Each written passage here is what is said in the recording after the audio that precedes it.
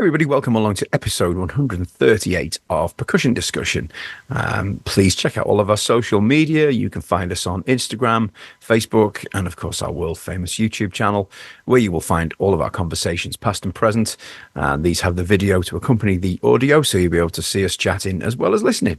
If you wouldn't mind subscribing, it really helps grow the channel, but you won't find any adverts on there, so you're not going to get pestered or distracted.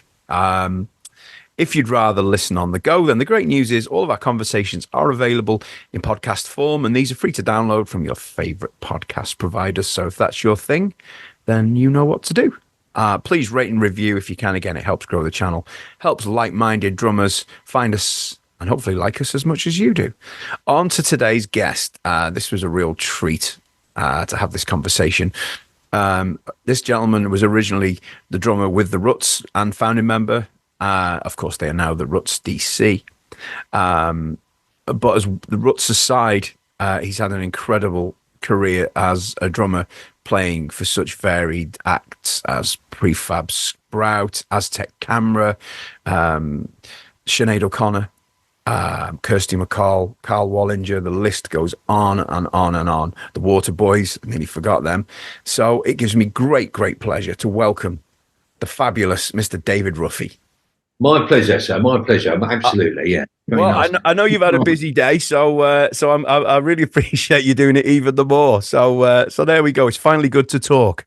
So what are you up to at the moment, Ruffy? Anything exciting? At the moment, we're just kind of promoting. We just recorded being Ruts DC. Yep. We've just done a third. We called it a third volume of our electroacoustic stuff. Mm-hmm. So it's three of us in a band. Nearly all acoustic. I just play a kick, snare, and hat. Usually stomping the hat rather than playing it. But sometimes I play it. If it's a reggae tune, I'll play it. Something like that. But so we just done a third one of that. We're really happy with it, and we're going to go on tour with it in July. So we've been doing a bit of social media, some interviews, convincing people to come and see us. And it's the first acoustic tour we've done. So it's quite interesting. We never ever thought we'd do any acoustic shows. And then before lockdown, we got asked to do one at the Rebellion Festival. Yep. We do that every year, and we did it.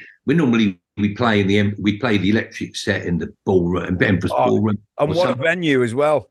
It's a great venue, beautiful. The biggest sprung dance floor in Europe. Plus, they've got the Opera House, which is great, which Sinatra played at, and they're legendary places. These places. Anyway, so we did an acoustic show, and we did it in a bar. It's a massive, the Winter Garden, so it's got loads of little bits and pieces. So we did it in a bar, and it was heavy. You couldn't get in the bar. It was a little youth club PA, two little columns and a couple of things, or some bloke opened this plug in. So I just took. So Segs was playing an acoustic guitar, Lee was playing an acoustic guitar, and I was playing a thing called a laptop. But it's not a computer. It's a little. It looks like a drum head. It's made by Rhythm Tech. Oh, I know what you mean. Yeah, I know exactly what you're talking about. Yeah. It's like a drum head with a snare on it. A bit great bit of kit. I mean, forget the cajons and all that. They're kind of a bit embarrassing. I think the cajon is a bit like a new thing. I hate them, and they're very undignified. You lurched over them, not really. But it was this thing. It doesn't weigh anything. Great with brush. Now I'm no brush player per se, but I've had one of these for years. And in fact, they don't make them now. And I've bought every time I ever see one, I buy it. So I've got a few because I use them quite a lot. Anyway, we started with that, and it was really popular. And I think it's good because I think the tunes we wrote are good, and they seem to work in that way. They're well written and well arranged, so they work with that way. Anyway, so here we are years later. We did a couple of acoustic shows during the lockdown. Remember, there was a little lilt in the lockdown, sure. And before it actually stopped. God, they were grim times, but we won't dawdle there. Anyway, so we did a couple. We were doing with kind of dispersed seating with little it was fucking awful, but it was lovely to go out and play because like I thought I was going to lose my mind doing that stuff. Yeah. But anyway, so we did it then, and then since then we've been doing every year. We get asked back to Rebellion. And we do this now. We do gigs in the same size hall. So we play the Opera House. Usually, we really like the Opera House. I was about 2,500. And then we do there's only us and I think the Barstool Preachers. There's two bands do acoustic show. Although theirs isn't so acoustic as ours, but ours is actually acoustic. But I've upped it now, and now I use a snare drum, 400 usually. Yes. I was using for a while a digital kick drum. I was using from the SPD. All right, okay. No, I was going to use that, which is all right. But with this album, we really felt that we really went back to. Well, I'll be honest. Well, I really like that Get Back film. I've always been a Beatles. I love that because what I liked about it most of all was that they're sitting around kicking ideas about, and it's just kind of that's sort of what and there's nothing wrong with that. And so with this one, we've gone right back to that. So the recordings are just. So I used a real kick drum this time because I didn't want it. I wanted crossover. I wanted moving air, and I wanted all that. And anyway, we did it, and we were in a really great frame of mind doing it. I'm in my house now, and we did a couple of days rehearsal. It's in the country. It's beautiful outlook. Sure. I've got an electric kit in the corner, a couple of bits and pieces. We've got a couple of these small acoustic amps they bring, and it's good. And I've got no neighbour. I'm detached, so I'm really, really lucky.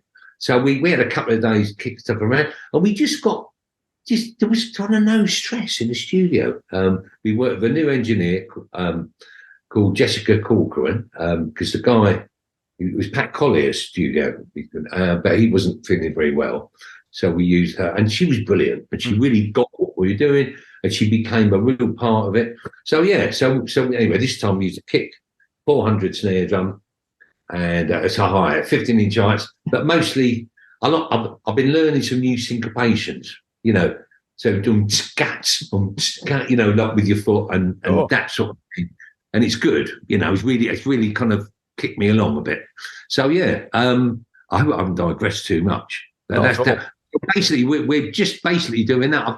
I don't get to do. I've had a long, illustrious career, but these days I'm in my 70s now. And I'm really happy. I'm really happy with the drumming. I'm really happy with my life. I'm not the first call for many sessions, although I do a few sessions now and again.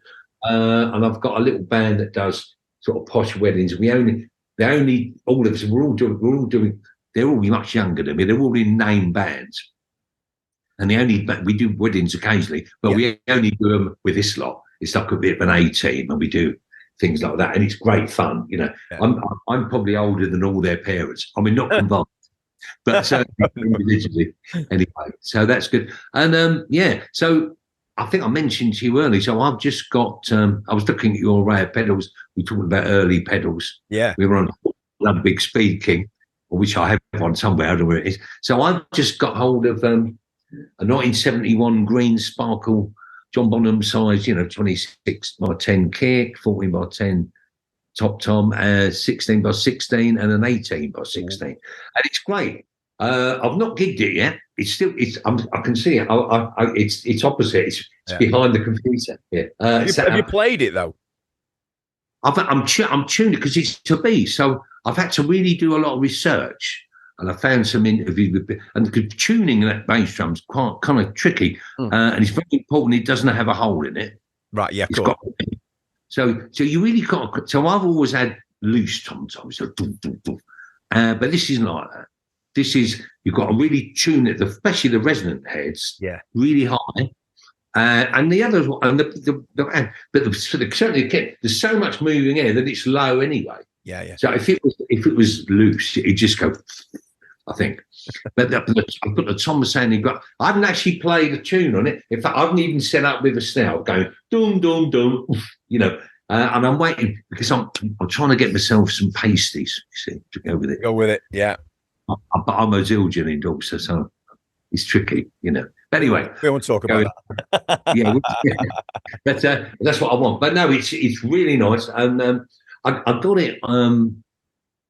There's a chap, I know, he posted a thing on Facebook. Look what I've just got, and he's a bit of a fan, and he comes to shows with his missus. I always say hello, and he's always posting. I knew he played drums a bit, but usually when I see him, he's had a couple of beers, and anyway, he said, look what I've just got. So I thought, oh, and I just said, so I've only got 2 kits these that I had, 2 Gretsch kits. I've got a 1971, which was the one I did all my records on.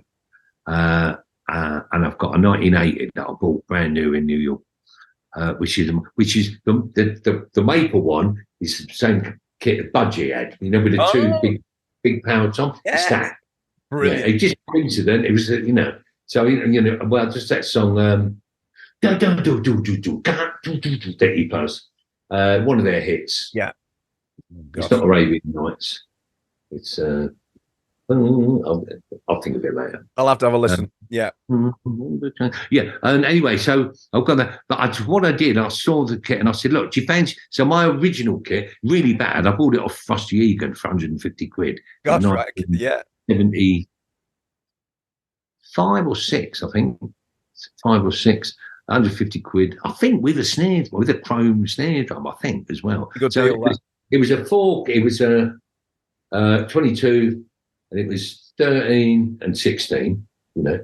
And then I bought in 1978, I bought a 14-inch, and it was a stock, but not quite the same stop sign badge, but it's still that badge, but not with a big T, with a cross T on it.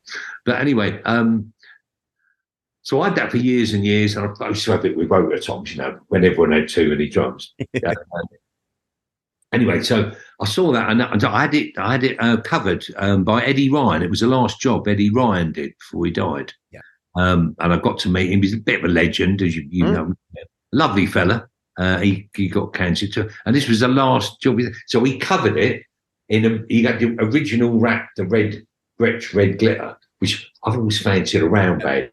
Glitter, but I've never got hold of one. I probably could get one. I know plenty of them. There's actually quite a lot of them around. Anyway, so I saw this thing and I thought, there's been a couple of people after my kit, but I don't really want them because I don't either end up on eBay or something. And it's sure, I know. It did loads of, it did all the Ruts records, did Aztec Cameras records, and you know, quite a lot of stuff. Got a lot of history. A lot of history. So I said, well, look, do you want to do a straight swap with his Gretsch kit? And he's a big fan. So he said, yeah. So he lives in North Wales. So I said, I met him I live in southeast England. I'm in North Wales. Oh, I am. Oh, there you go. Well, that's quite a small world. So I thought, well, it's a bit of a drive. Now, hang on a minute. Let me just ask, right? His name's not Simon, is it, by any chance? Yeah. Simon's a good friend of mine. I didn't know about this. Simon Waterhouse. Yeah, he's watching. So I didn't know whether to say his name because I didn't want people to know anything. But yeah, his name's Simon. Nice fellow. So I said, well, look. So I met him on the toll road of the M6. You know the toll bit. I met him in the. He looked like a real clandestine deal going on. So I met him and we kind of swapped kits and he looked and he. So I said, well, look. And he really liked. He was really thrilled to have it, and he's got loads of kits. So I said to him, what's the deal? And I think he's got a company that makes cement or something. So so he has a bit of spare spending money, you know. And so he's got it. So I said, well, because he said, well, it will never be on eBay. I said, well, look, do me a favor. If you're going to sell it, give me first option on it. Because, you know, because I've got an agent where it's really nice to keep it, but it's just stuff. And it's just like the other kit. Only not as good. My 80 kit is actually better than that kit. Yeah, and it's a bit stronger, it's a bit, you know, and it's probably a bit more knocked about because this has all been refurbished. But anyway, he's got it. I've got this screen kit, and I'm hoping to do. I don't know when because we're not doing any electric shows for a while. But I need a couple of days rehearse with it, and you've got to mic it. You know, there's no internal mic and all that sort of thing. It really needs 3 mics, really. Maybe a couple of overheads. Yeah. You know what I mean? But it needs that old 3 mic technique. Well, that's how Bonham recorded it, wasn't it? So. You know, and I think, Focus, Focusrite, that company. Well, the guy who started Focusrite, I can't bring his name. I was thinking of it today, but he's a bit of a mate, and he's a really good mate of a mate of mine. We've been out for dinner a few times, and he used to do their sound in the early days. So I've got to pick his brain to say, well, because I'm going to have to buy a mic, you know, for the front. So in the studio, I know what he had in the studio, but for live, he would have had a slightly different setup. But it needs one, you know, kind of near it. But the thing is, we always set up like that. We're a trio, you know, my family. So So even no matter how big the stage is, we always try and set up closer. You know what I mean? Mm-hmm. So, I've got, obviously sometimes the mics are further away, but I like having the guitar out there and the bass out there, and the voice can come out, and that way I can always hear them. See, no matter, and these days I don't like loud monitors. I like quiet monitors stuff. But anyway, yeah. But that's my latest news, and all I've been doing really is doing little social media films because you've got to do with that these days. Of course you have, yeah. Shows, and so far it's looking quite good. So excellent. So the tour's in July. Well, I'll put a link to the to the website at the end of this. Okay, People will be able to see if you want to. Yeah. When you said North Wales, I thought that can only be one. Yeah. I know Simon's a fan of yours, so there we are. He's got some lovely drums, but that's another time. We talk about that later. But yeah. Amazing. But let's go back, right? Let's go back to kind of where it began for you. The Ruts were billed as a punk rock band, but let's be honest. The musical ability that you guys had was, far more than your average punk band, wasn't it? Let's be honest here. No disrespect to any other punk bands. You could all play really well. Well, we could all. I think that. Yeah, we were blessed. Paul Fox. We had Paul Fox at the time, who was an exceptional musician. Now I've been playing for a few years. I've been playing for quite a while. Malcolm had been playing a little bit, never fronted a band before. Yeah. Oh, really? I didn't know that. No, he never fronted any other band. He'd been in another band with Paul Fox in North Wales, in Anglesey. Well, okay, yeah. And at the Beach Hotel, they were like big fish. They were like the London guys getting their heads together in the country, which was a big thing in the early 70s. And they both had long hair. Well, Paul Fox always had long hair, but Malcolm used to have long hair. So, well, the thing is, I always tell people. I know back in the day, oh no, but we've always said no. We've been listening to music for years. I love music, all sorts of music since I was a lad. I love the Beatles and I like the Rolling Stones. And I bought the first Rolling Stones album, second album I bought. I think I swapped the first album for With the Beatles or something like that. But I bought the Pretty Things. I know I had a cousin who did music. So we've all had mad into music. And my first bands was kick jamming, in the studios where I lost my hearing in the basement, like everyone. Of course. My first band that ever did any gig that I actually got paid for was it wasn't even called reggae. It was just the end of the sky, rock steady soul. So we'd be soul covers. We'd be doing Wilson Pickett, a bit of James Brown, although James Brown's hard to play when you're young. That's it's like anytime. Yeah. But so with that, and Ben Sky, so I was. It was a black group. I was the only white boy in the band, so I had black mates because it was cooler in my school. If you were a bit of an outsider, you had to make some friends who took no shit because I was never a good fighter. So I was fairly good comedian. I could make them laugh. But so I had a friend from the age of 12 that we were a bit outsiders at school, and we played music together, and he's still a mate to this day. So we played like that. Paul Fox so I played a bit, and I've managed to do some gigs. So I had something, but I've always had and then before I did music, I always dreamed of doing music living. But I've been married a couple of times. The first time I had a sort of wife that couldn't stand me.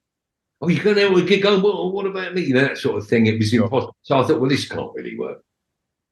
So we split up, obviously. Get your priorities right.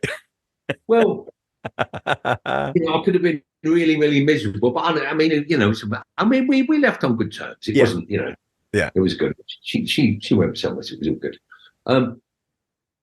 So I played for a bit, and then I met Paul Fox in about 74, 75. We went. What I did, I got a job in a record store, managing a record store. So that was not the next best thing. It was in the city of London. And it was because it was in the city, you didn't have to work Saturdays, so it was brilliant. So I used to live in South East London, so I'd get my motorcycle right away, and it took about 15 minutes. I'd open the shop. We opened at 10, closed at 6. Monday to Friday. It was happy days. And it was in the city. So all my customers were like vinyl junkies, like career record buyers, you know what I mean? Sure. So they spend, half to 2/3 of their salary on records. So it was very much a small record shop. We didn't do singles until punk rock. Yeah, we didn't do singles. We had a classical department downstairs, a jazz department, and I did pop, rock, whatever, stuff. Sure. And so that was the next best thing. And in that shop, I met Segsy in there. I met Paul Fox while I was in there a weekend. And someone said, "You got to meet Paul Fox."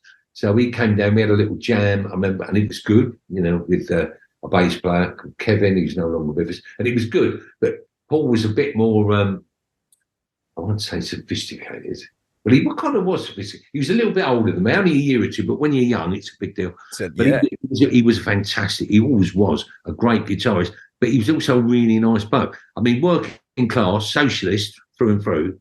I don't want to even know what that means these days. But really good. And he was up there. And I used to go up there to Wales, to Anglesey, with the new records. I remember taking Blow by Blow up there, Jeff Beck, and loads of and early punk records, and Blue Ridge Mountains of Virginia, Laurel and Hardy, and even I've never owned a Queen record, but when Night at the Opera came out, I thought, well, they got to wear that. It's going to blow them because it sounds so different. Of course. So I took that up there.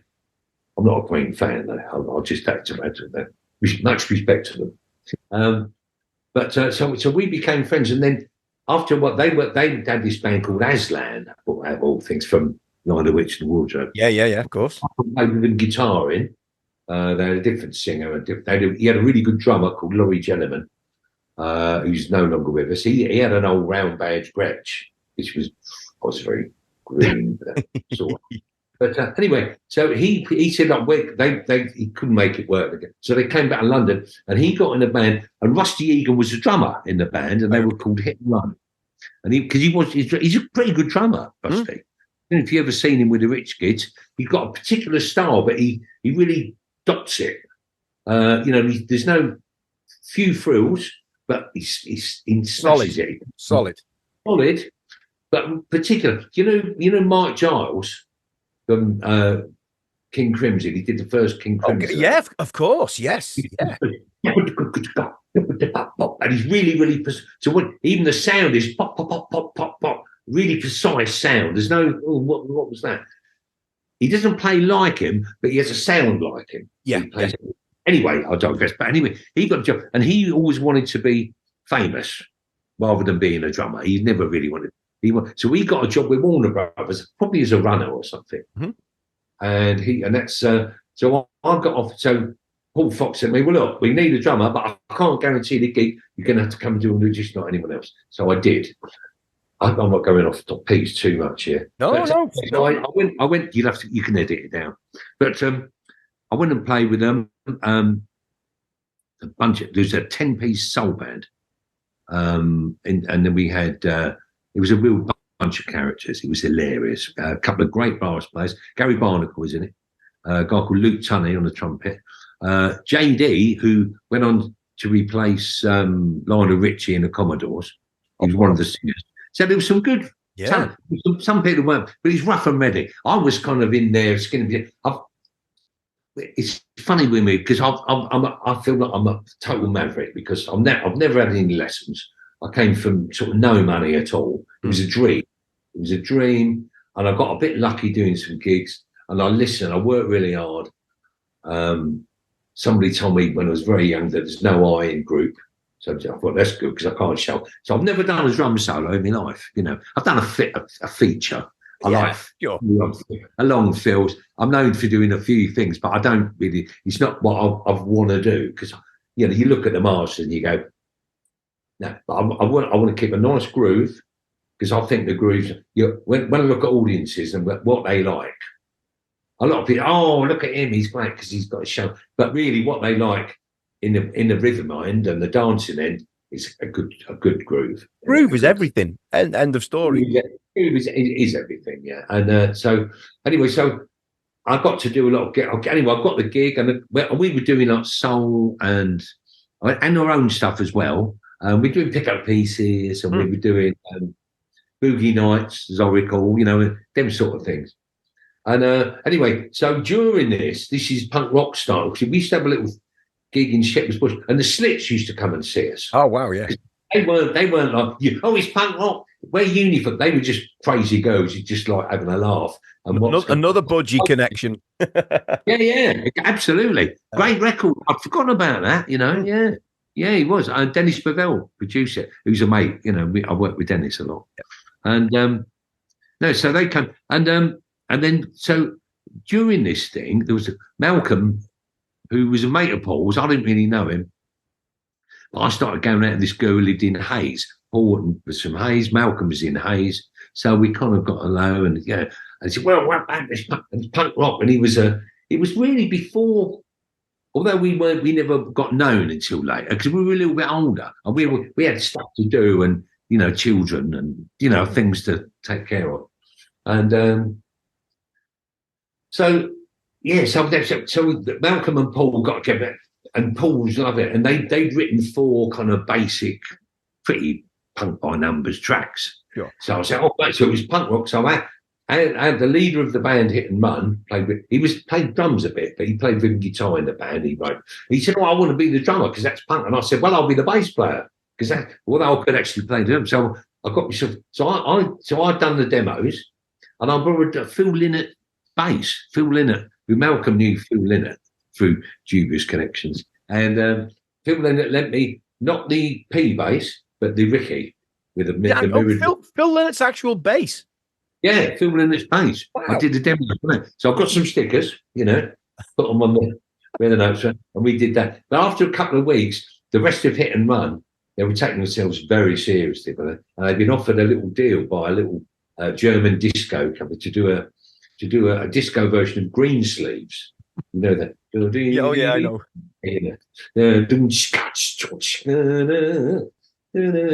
Anyway, so they did, and so they were really serious, and then Foxy and I, because we hadn't left, we'd done a couple of gigs. The first gig we did was do stop me if I'm going off. But I'll just keep going.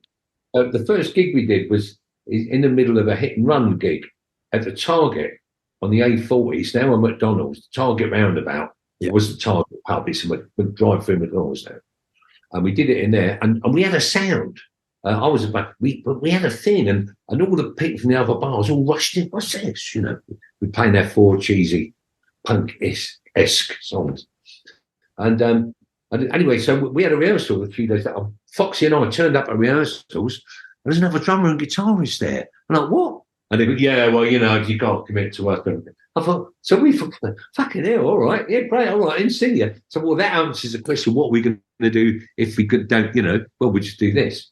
And then I said, well, and then Paul Mattock, who's the drummer, said, look, the boys are rebelling. I'm going to have to leave. Well, that's why I said, I'll go on the drums, I'm better than you. And I knew Seggs from a shop, and I thought, Seggs, I know he had a guitar, he had a few good, but he was a great dancer. He was a bit of a soul boy, and he knew loads of ska records. I love old ska, I always have.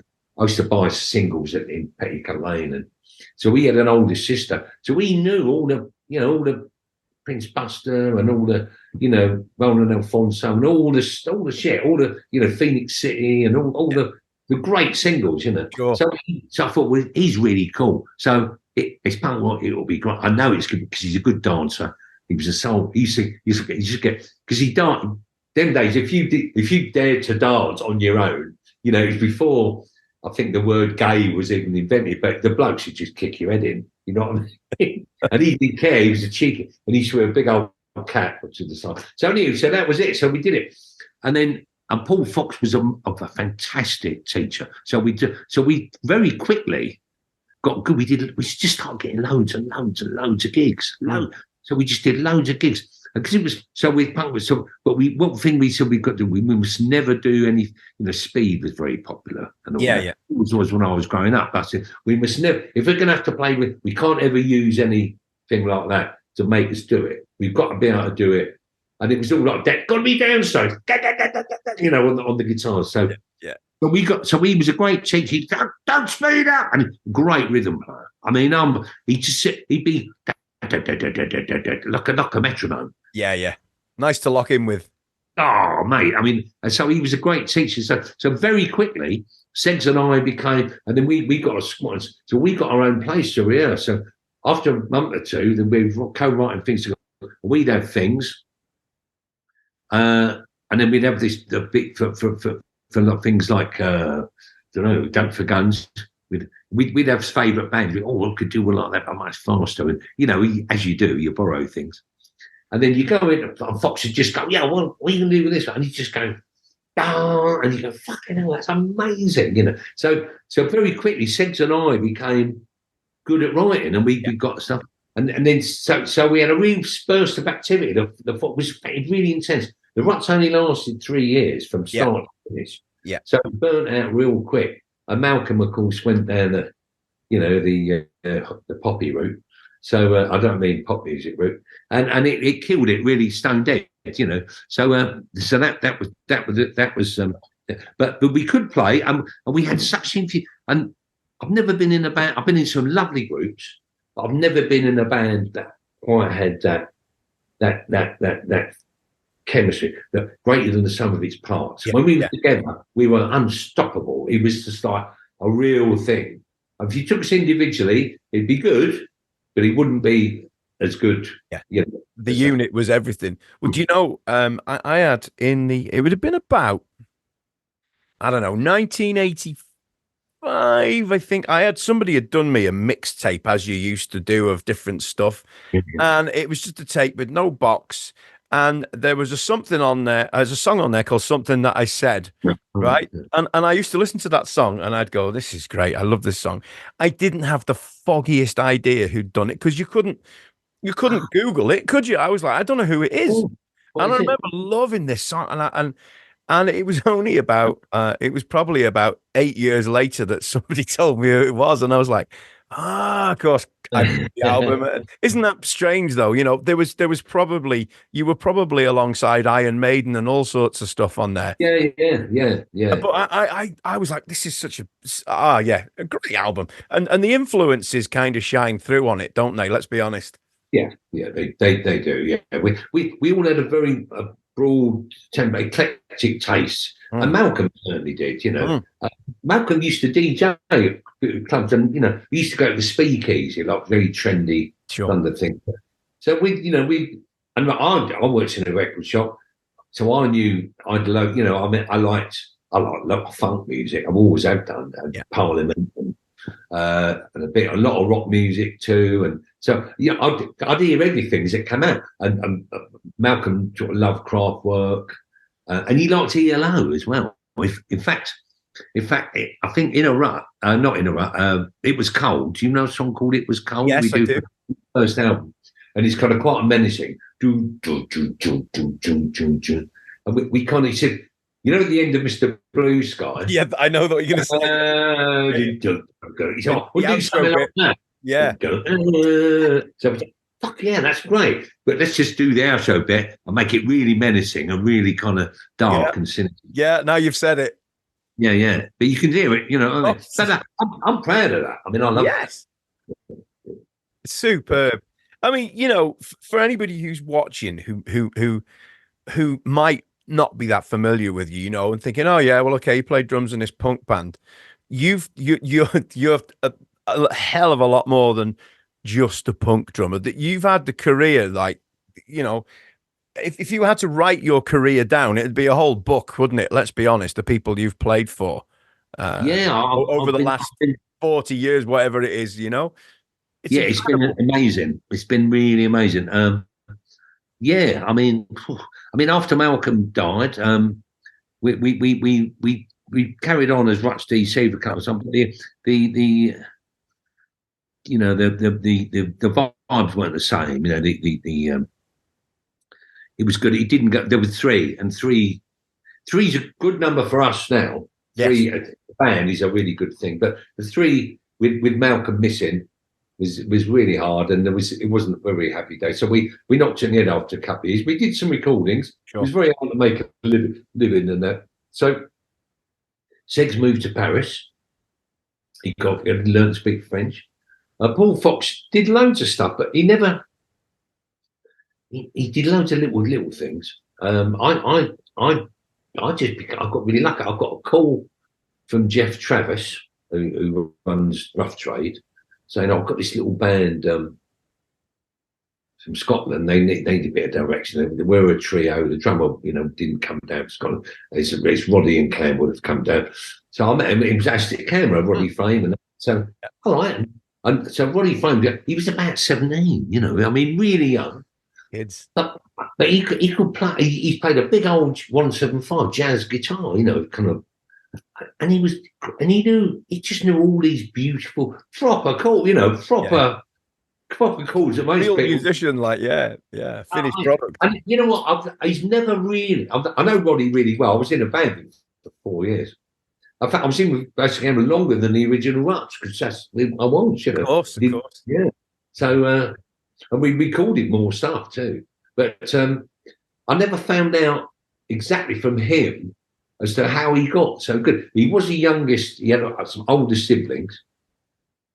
And I know that he went through their record collection. But I think I'm right in saying, if you're watching this, Rod, I hope I'm right, and I hope you're not cross with me. But I think his dad was a bit of a singer, in a club singer way.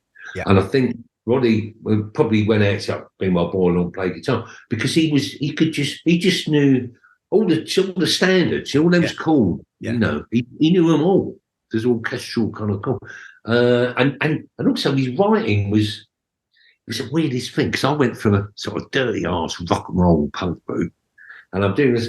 So we're playing, and it was it was a Smith's Aztec Camera neck and neck, and we do these universities, and there'd be boys coming back saying in tears, I didn't quite know how to react. They were so moved by it was which is the beauty of music. A beauty of music moves you to new things, no matter what. You can't be.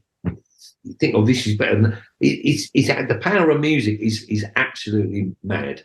Yeah. So I did that for 4 years with them, and I just became mature. I think I've talked to Segs about this, and I think we were both grieving. We never really expressed our grief, Paul Fox didn't he? When we ended up not falling out, but it wasn't the same with Paul for a while.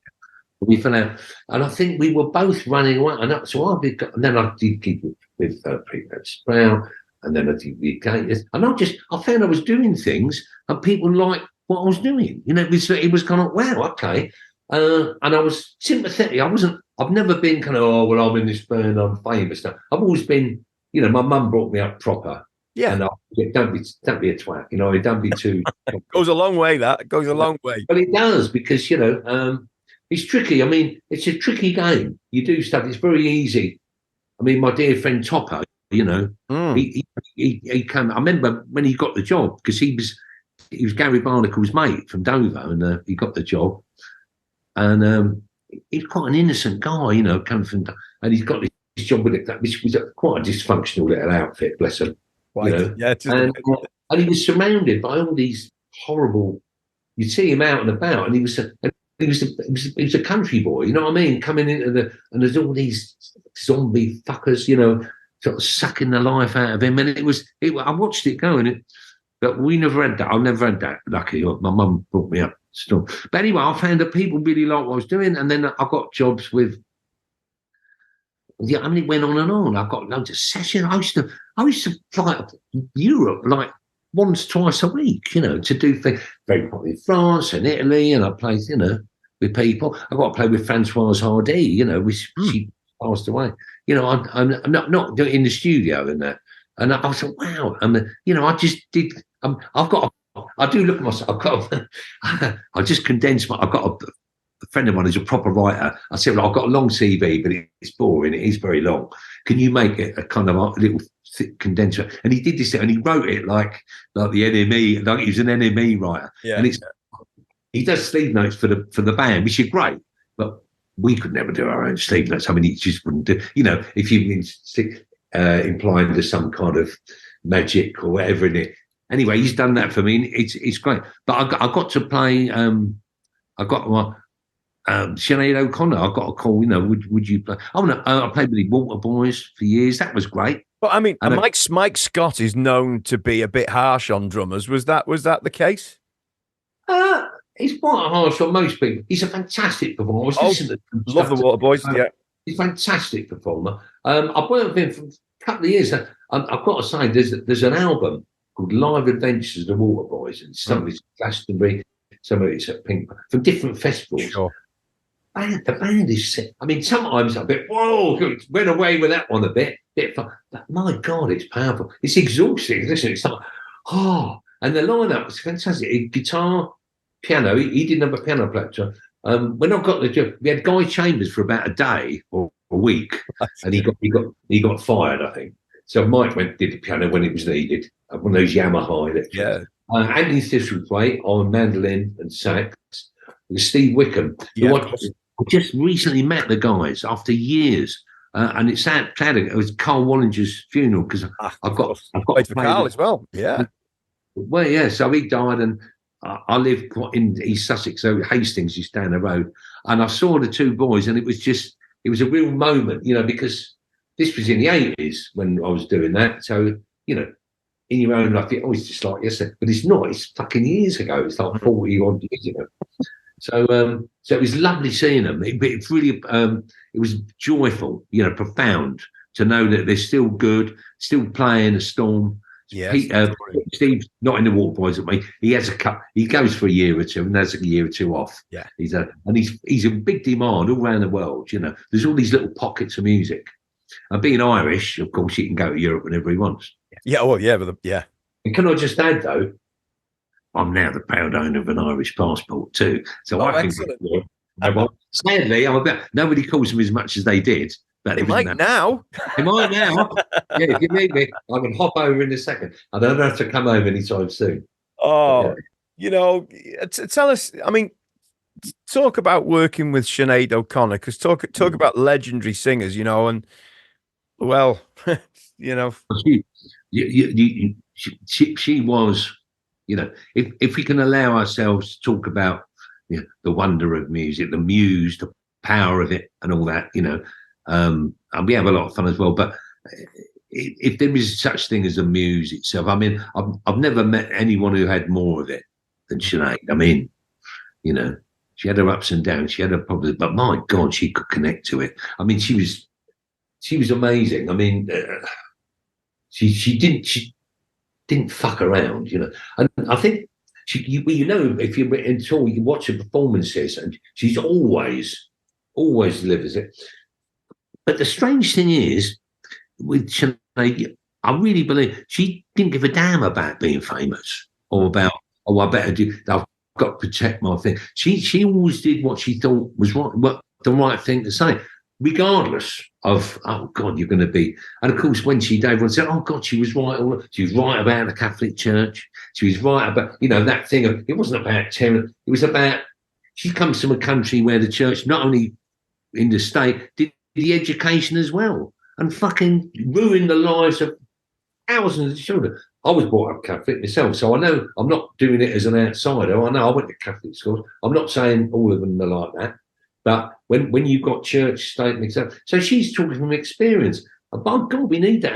And she did it without taking any political sides, just taking humanitarian sides. So sorry, ranting on, but I mean, she was probably the biggest punk, the greatest punk rocker I've ever worked with. Even though musically, she could sing beautifully and softly and quiet, and she would break your heart. We did some recording in the tour. We went to RCA. I think it was in Vancouver, and in RCA they use the HMV, the dog Nipper, the dog, and the grandma.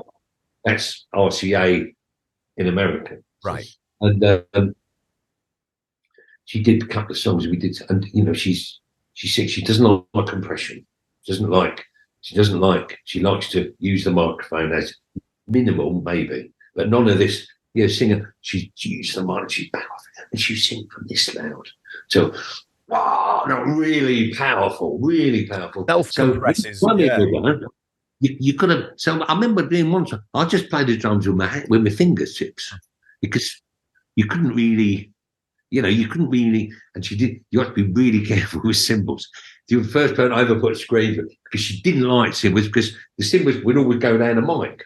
Of course. You'll be on the thing and down the mic. He's got the mic because she's singing back there. So we that was the first time I'd ever seen these screens on the thing. But no, she was astounding, and you know, quite tricky to be with. But I mean, you can't argue with that kind of thing. And she would up there. She's a little bit bipolar, I think. So you would, some days you wouldn't be in favour. And when I left, I was with her for about a year and a half, and we were like, you know, number one everywhere and stuff, and it's amazing, you know. I was sort of MD, not so much telling the band what to do, but MD coordinating between the band and the production, which was massive. And then we had Prince's line, so I was a bit more seasoned and, you know, able to talk to people like that. So that was great. And luckily I met her years after, about 2014. I was playing with Dexys. Oh wow! Okay, the Dexys thing. I've joined originally to promote an album called One Day I'm Going to Soar, and then we ended up doing we did lots of touring with that, and I did a double live. They did a movie live at the Duke of York's Theatre. We had a residency in St Martin's Lane in the Duke of York's Theatre, which is brilliant. So we got a resident there for weeks. So it was great. So you've got your kit there, and I'll go home now, I'll get my bag, and you come back tomorrow, and your kit's there. And it's just fantastic. You like it? Yeah. It's fantastic. Same sound every day. Fantastic, yeah.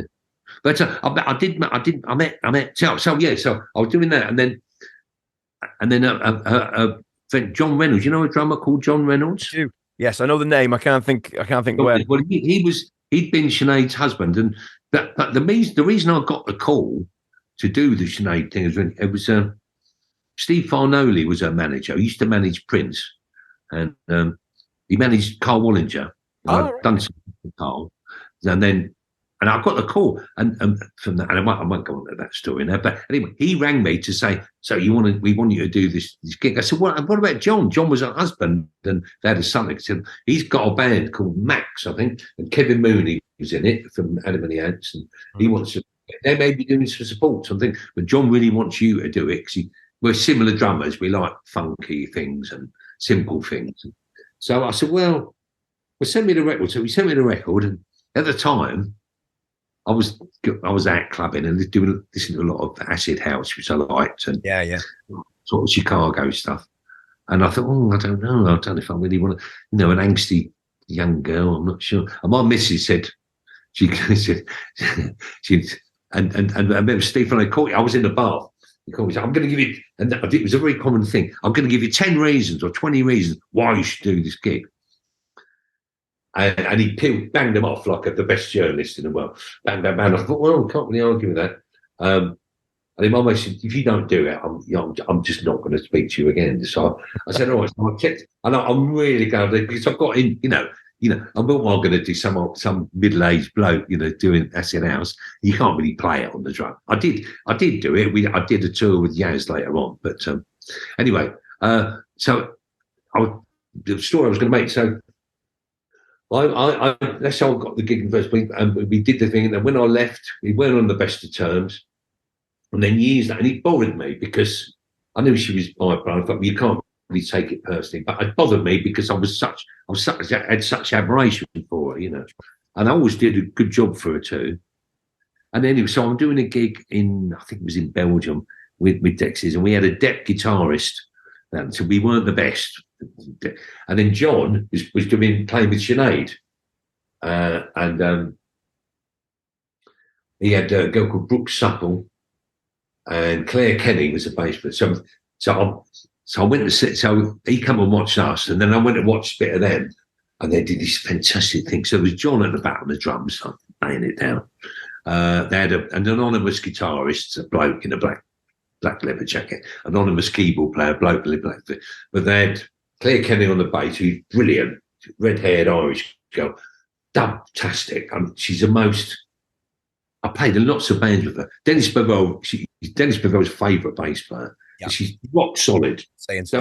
No matter what's going on in her life, what time of month it is, all that, she's just going to be there and she's going to be great. And Brooke Suckle was an Australian great rhythm guitarist.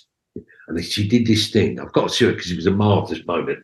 And Sinead's doing this beautiful, soft thing. And then she gets the three girls, and everyone stops. And there's just three girls on one mic, and they're doing this stuff. I'm like, oh, geez, you know. So I went back after a bit. I went back, and I felt a bit embarrassed. I wasn't happy with the gig our band. And John, no, it was great.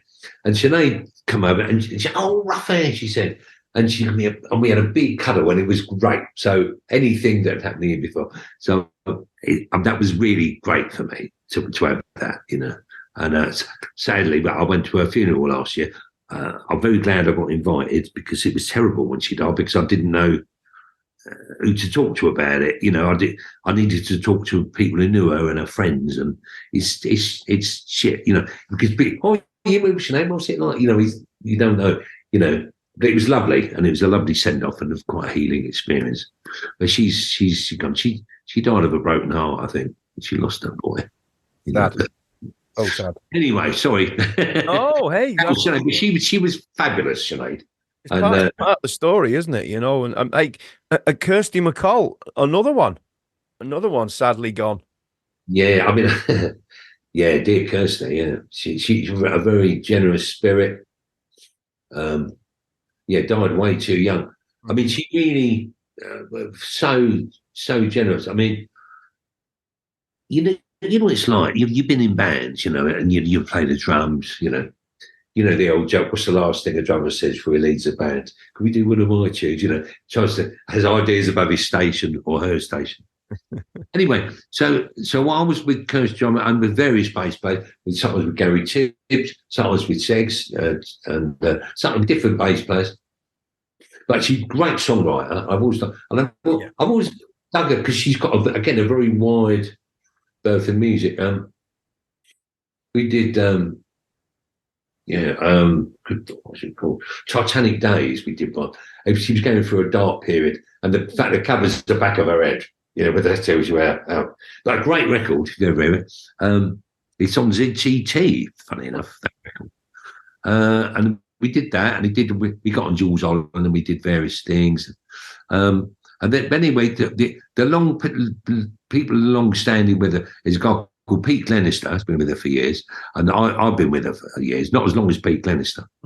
But he's not been there all the time. I've been with her in the times he wasn't there as well. Anyway, so she came to us and said, she came to me and said, oh, well, in fact, she said, Ruffy, you got any tunes? I said, well, you know, I was dabbling in that. I had a computer and some guitars, some sampling. I said, well, yeah, I've got a few bits. So, oh, yeah, I love that. And so I've got a co-write on that, which is now, you know, that's great. And then on the next album, I've got a co-write and two more. And she said, look, I want you to produce it with me. So suddenly I'm a record producer, you know. And we did this album in Rotherhithe and we did it in a strange way. Monday to Friday, 10 till 6. We did it. And we said, well, that's what we're going to do. So we had one programming room, because I do quite a lot of programming, you know, and one recording room. So we'd split between the two. So most of the drums, some of them were mine, because I made a couple of sample CDs. Some of them were my beats. But because of her Latin influence, I thought, well, this Latin stuff, I mean, it's way out of my, I can't, you know, I can play dum, dum, dum, dum, gat, dum, gat, but a few things, but I've had no training. Now I'm getting older, I'm studying, I'll talk about that in a while. But anyway, so we did this thing, we made a record, and we called Tropical Brainstorm. It's kind of a Latin record by way of South London. And it's fabulous, and the songs are fabulous. There's a song called In These Shoes, which was, you probably know it if you heard it. Yeah. Betty Midler covered it. Catherine Tate used it for her theme tune, and you know, it great. She was a dear heart and a really good friend. I've got very close because she got two sons with her ex-husband Steve Lillywhite, and when my daughter, my youngest daughter, was born, my wife and I used to go and see Kirsty, and the boys, the two, when their daughter was like a toddler, they would have been 8 and 10, and they used to sit on the couch with her and look after her, which is unbelievable. Oh, I don't want to look after her. You know, they were lovely. So, yeah, and I knew a godmother, Joan Littlewood, who was a theatre legend, and just full of joy. And she was incredibly intelligent. Didn't suffer fools, bloody, but really liked the company. It was really hard to get girls in the band. In fact, we did get one, Michelle Dries, fantastic. Oh, yes, yeah. Great percussionist, plays the tres, good six. I said, you need another voice because we're the best one in the world. 3 big old guys are only going to go, you know, you can't get the thing. So no, it was great, and we were getting ready to do the follow-up record, you know, which would have been, we were right on our thing. It was awful because we were really having it, you know. Jules Holland, we did smashed it on Jules Holland. People were liking it. He got in the chart low, but it was growing, and she got me to sing. I remember I used to do. Because often we do Fairy Tale New York if they were doing shows around. Yeah, of course. Shane would hardly ever show. So I used to do it with her. So I learned to do Fairy Tale New York. I got good at it. And this is before I even knew I was Irish at all. I got my Irish passport, which I've been basing my Irishness, although many would call me a plastic paddy, but I'm very proud of. Absolutely. Very proud. Yeah. And anyway, I don't mind because I can get through the passport queue quicker in Europe. Yeah. You know, your career is phenomenal, isn't it? And you know, anybody who's in any doubt, so you just have to Google your name, and the stuff that comes up it's like a never-ending list. You know, when you think back over it, you must have such pride in what you've done over the years, Ruffy. No, I am. There was a few years when I didn't have time. I was living a crazy life, and I never really had time to think about it. But no, I mean, you know, I'm pretty ancient. I'm 72 now, but I'm good. You look well. I'm pretty well now. I'm well. You know, I've got a few issues with my health. I've got really bad arthritis. But I was told in the 80s I should stop drumming because I've got osteoarthritis in my neck.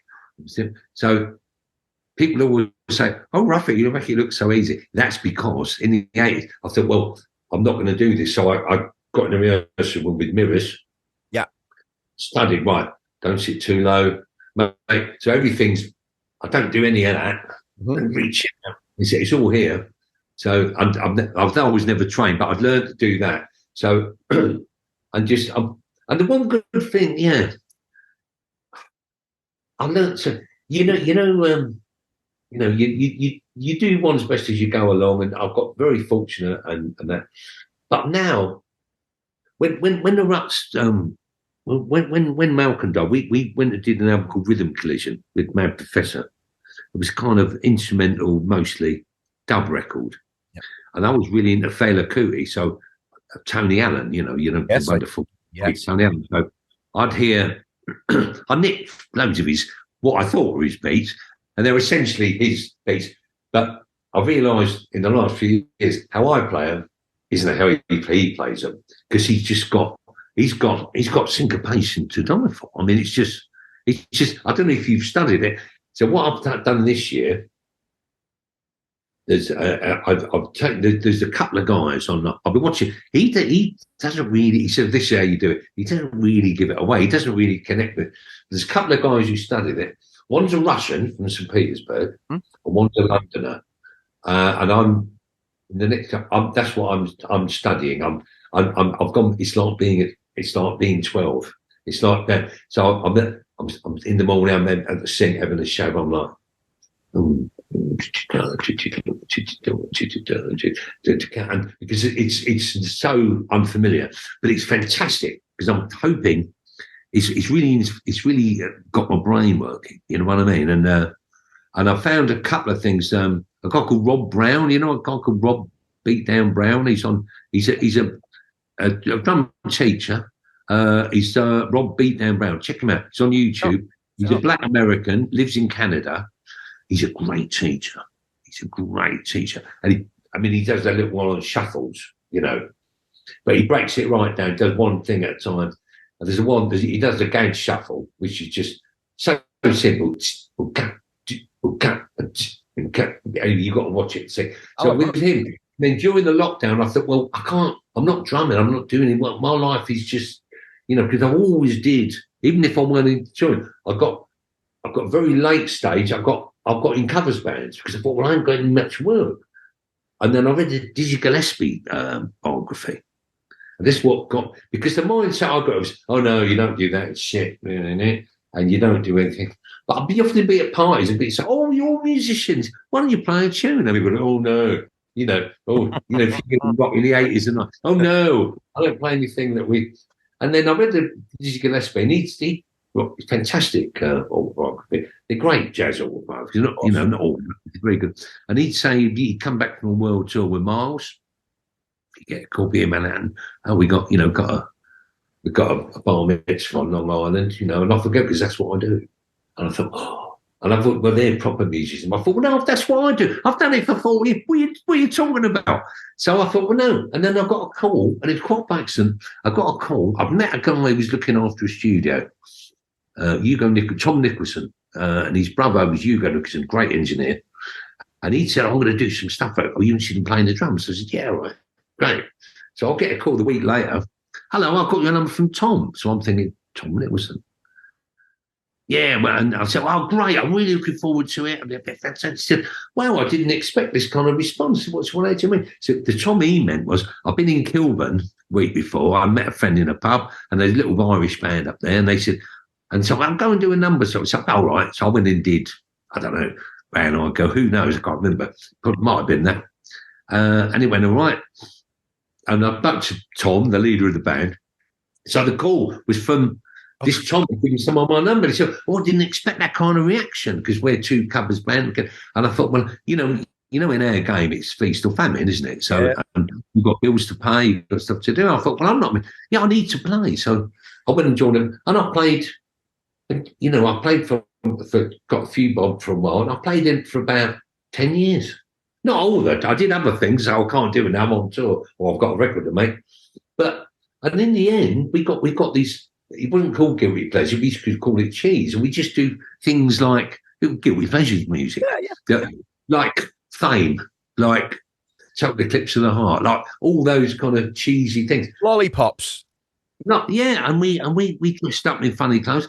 I made loads of money. I mean, I own my own house, man. You know what I mean? I own, my mortgage is paid. I mean, it's great. So, I mean, my life has been, it's unbelievable. So now I'm trying to pay back and learn some stuff properly. and I don't mean change what I do, because I know what I do and I can do, but I want to improve what I do. And I'm bringing in some of these syncopations. I was talking about those, when you put the hi-hat clothes on a different part of the beat. Oh, yeah, love that.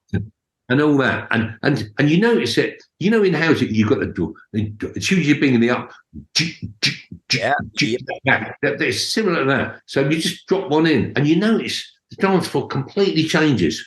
It just, like the little thing, and it's really discreet. It's like race notes, they make, you can't really hear them, but they make a huge difference. You know what I mean? It's like that. So I'm really excited about trying to learn something new, but kind of terrified as well. You know what? You said before you're 72, you've still got this incredible enthusiasm and still studying. I mean, there's a great lesson for any young drummer watching this. Every day is a school day, isn't it? Well, yeah. I mean, I've seen lots of. There's loads of better drummers than me. I mean, it's a very hard thing. So you've got to keep enthusiastic in yourself, because the business can drive you down. It can suck the life out of you. It's a very unfair business, but you have to avoid cynicism, I think, at all costs. You really got to remember why it is you liked it in the first place. And God knows now, the music. I mean, geez.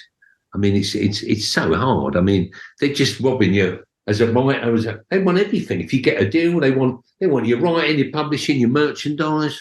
Yeah. So if you look, I mean, we're lucky. My little band, we got a small but dedicated following, and as long as we provide decent, well, not provide, but come up with decent stuff, and they'll support us, and it's good, and it's I'm really happy with that because it leaves us work. We can work still and still earn enough to pay the bills and stuff. You know what I mean? Not to be said. Yeah, nothing. And bloody don't get me started on Spotify. Oh, but, no. We'll avoid that one. Look, Ruffy, thank you so much. Honestly, this has been an absolute joyful hour and whatever it is, and I appreciate you doing it. Honestly, God, we've been hour and 10. Wow, great.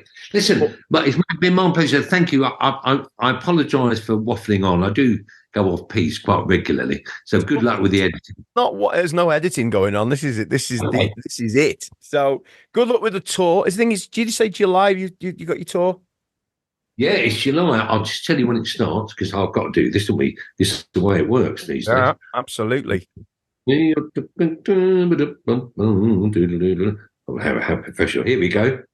So it starts, the acoustic tour starts on the 9th of July at Walthamstow. Yes.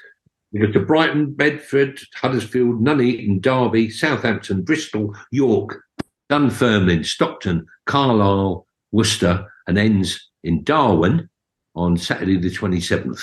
Fantastic.